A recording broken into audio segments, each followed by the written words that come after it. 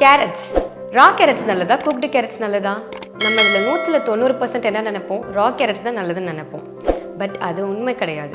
அதில் இருக்கிற ஃபேக்ட்ஸை பற்றி இன்றைக்கி பார்க்கலாம். நான் உங்கள் அனுஷியா ரவிச்சந்திரன், நியூட்ரிஷனிஸ்ட்.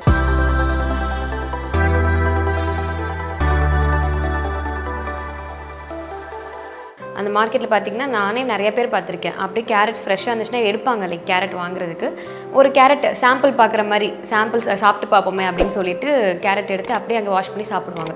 நல்லா இருக்கே, நம்ம ஹெல்த்தியாக சாப்பிட்றோண்டா அப்படின்ற எண்ணம் இருக்கும் எல்லாத்துக்கும். ஆனால் அது உண்மை கிடையாது.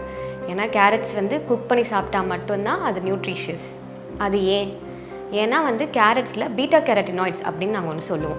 அந்த பீட்டா கேரட்டினாய்ட்ஸ் தான் விட்டமின் ஏவா உங்கள் பிளட்டில் கன்வெர்ட் ஆகுது. அதுதான் நம்ம பாடி அப்சார்ப் பண்ணிக்குது. ஸோ நீங்கள் ரா கேரட் சாப்பிட்டிங்கன்னா அந்த பீட்டா கேரட்டினாய்ட்ஸ் கன்வெர்ட் ஆக கஷ்டப்படும், விட்டமின் ஏவை கன்வெர்ட் பண்ண கஷ்டப்படும். இதே நீங்கள் குக் பண்ணிங்கன்னா எதர் பாயில் பண்ணலாம், இல்லை ஸ்டீம் பண்ணலாம்.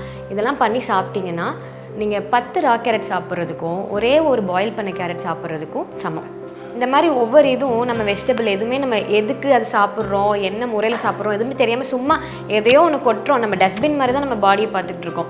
லைக் பசிக்குது, ஏதோ ஒன்று எடுத்து டப்புன்னு சாப்பிட்றோம். அது ஒழுங்காக செரிமானம் ஆகிட்டா நம்ம அது எல்லாம் நல்லதுன்னு நினச்சிக்கிறோம். ஆனால் கிடையாது. அதுதான் நம்ம சாப்பிட்றத நம்ம விஷமாகவே மாறுது நம்மளுக்கு. ஆக்சுவலாக தீர்வு என்னென்னா, நம்ம ஈஸியான சமைக்கிறோன்னு சொல்லிட்டு கேரட் நம்ம யாரும் சமைச்சு சாப்பிட்றதோட அப்படியே சாப்பிட்டு தான் பழக்கம். அது ஏன்னா நம்மளுக்கு ஒர்க்கு கம்மியாக இருக்குது. ஏன்னா நம்ம குக்கிங் குறையுதுன்னு நினச்சி நம்ம அப்படி சாப்பிட்றோம். ஆனால் அது ஜஸ்ட்டு உங்களுக்கு ஒரு 10 மினிட்ஸ் எடுக்கும். நீங்கள் வாட்டு அந்த இதில் சட்டியில் போட்டுட்டு நீங்கள் வாட்டு உங்கள் வேலையை பார்க்கலாம், செய்யலாம். அதில் போட்டு நீங்கள் பண்ணிங்கன்னா அந்த 10 மினிட்ஸ் போதும். அந்த ஹை ஹீட்டில் ஒரு மீடியம் லோ ஃப்ளேமில் வச்சு கூட நீங்கள் பண்ணலாம். 10 மினிட்ஸ் அதில் போனீங்கன்னா போதும். உங்களுக்கு என்ன மாதிரி டேஸ்ட் வேணுமோ, லைக் சால்ட்டு போட்டுக்கலாம், உங்களுக்கு என்ன டேஸ்ட் பிடிக்குமோ அதை போட்டு சாப்பிட்லாம்.